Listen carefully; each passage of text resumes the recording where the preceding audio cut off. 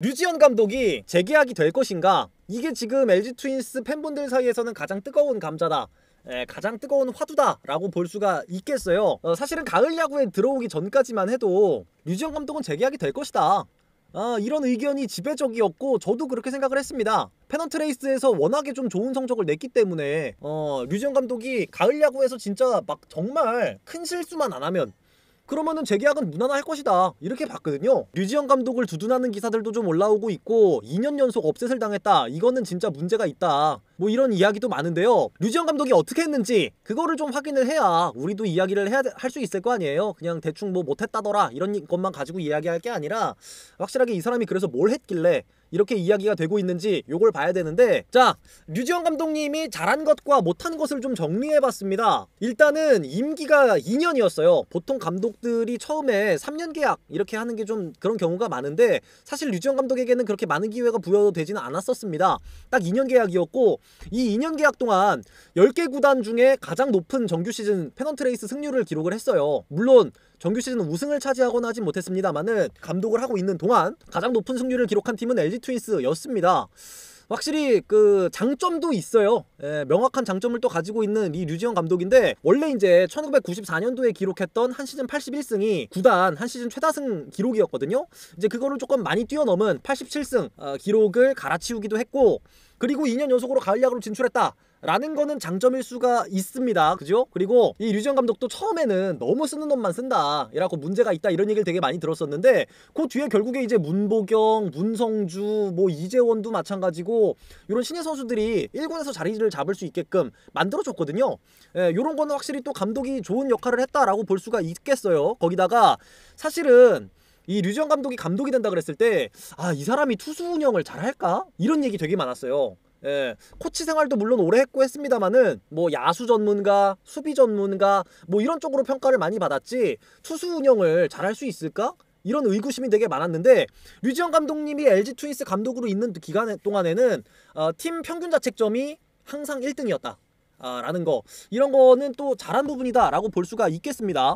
근데 그러면 도대체 뭘 못했길래 지금 LG 트윈스 팬들이 화가 잔뜩 나가지고 나가라, 바꿔야 된다 이런 얘기가 계속 나오고 있냐? 그 얘기를 좀 가보면 가을 야구에서요 2승 5패입니다. 가을 야구에 2번 진출했는데 모두 업셋패를 당했어요. 피업셋 2회. 가을 야구에 진출할 때마다 그냥 터널이 되어줬어요. 밑에서 올라온 팀들 지나가세요 이러면서 그냥 올라가는 터널이었다. 그래가지고 이제 그 가을 호구라는 별명으로도 좀 불리고 있는데요. 지금 LG 트윈스가 확실히 이제 가을 야구에서의 약점이 명확한 류지현 감독이다 라고 볼 수가 있겠고, 그리고 이제 이 가을 야구에서 약하다라는 거 외적으로도 조금 논란이 있는 부분은 뭐냐면 이 오지환과 유강남에 대한 의존도가 너무 높다. 류지현 감독님이 임기로 있었던 2년 동안 오지환은 2227이닝을 나왔습니다, 수비를. 그리고 이제 유강남 같은 경우에는 하도 유강남 죽어요 이러면 안 돼요, 유강남 이러다가 죽습니다 소리가 나오니까 유강남 관리를 해줄게요 라고 했음에도 불구하고 이 2년 동안 유강남이 1969이닝, 지금 유강남은 결국에 그래서 5년 연속 950이닝 이상 수비를 뛰고 있어요. 그런 부분은 확실히 좀 아쉬운 부분이 있다. 사실 지금 제가 정리해온 요 기록들은요 딱 눈으로 확인할 수 있는 부분만 정리를 해놓은 거예요. 이 승부처에 약하다, 큰 경기에 약하다, 작전 수행 타이밍이 어긋나 있다, 투수 교체가 서투를 때가 있다, 뭐 요런 부분들은 뭐 사실 팬분들은 이야기를 많이 하는데 제가 야구 전문가가 아닌 상황에서 그런 거를 이렇게 좀 눈에 명확하게 보이지 않는 기록들을 가지고 와서 이 사람은 이러니까 뭐 승부처에 약한 것이다 뭐 이렇게 얘기하기는 힘들기 때문에 딱 눈으로 확인할 수 있는 것들만 좀 가지고 와 본 거거든요. 그래서 사실 판단하시기에 따라서는 왜 이것만 들고 왔냐 라고 생각하실 수도 있는데, 일단 눈에 보이는 것 중에 이 류지현을 칭찬할 만한 내용들, 류지현을 욕할 만한 내용들은 이런 거가 아닐까 싶어요. 근데 그래서 그러면 류지현 감독이 바뀌어야 되냐 안 바뀌어야 되냐, 이거는 의견이 조금 갈릴 수도 있을 것 같은데, 지금은 근데 가을 야구를 참패하고 난 직후기 때문에 아무래도 팬분들 반응에서는 류지현 감독이 나가는 게 맞다, 다른 감독을 준비하는 것이 맞다 이렇게 생각하시는 경우가 아직까지는 많은 걸로 보입니다.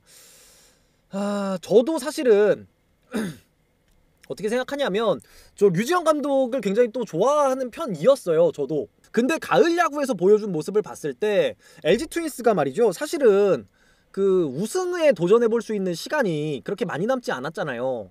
왜냐하면 지금 LG 트윈스의 중추적인 역할을 하고 있는 야수들이 30대 중반을 향해 가고 있어요. LG 트윈스의 야수들은 점점 늙어가고 이제 신예들도 물론 올라오고는 있습니다만은 결국에 이제 그 중심이 되고 있는 야수진들 30대 중반을 향해서 가고 있는 김현수, 뭐 박혜민, 뭐 오지환 이런 선수들이 힘이 떨어지기 시작하는 시점에는 우리가 다시 우승을 노리기가 쉽지 않을 가능성이 높아요. 그죠?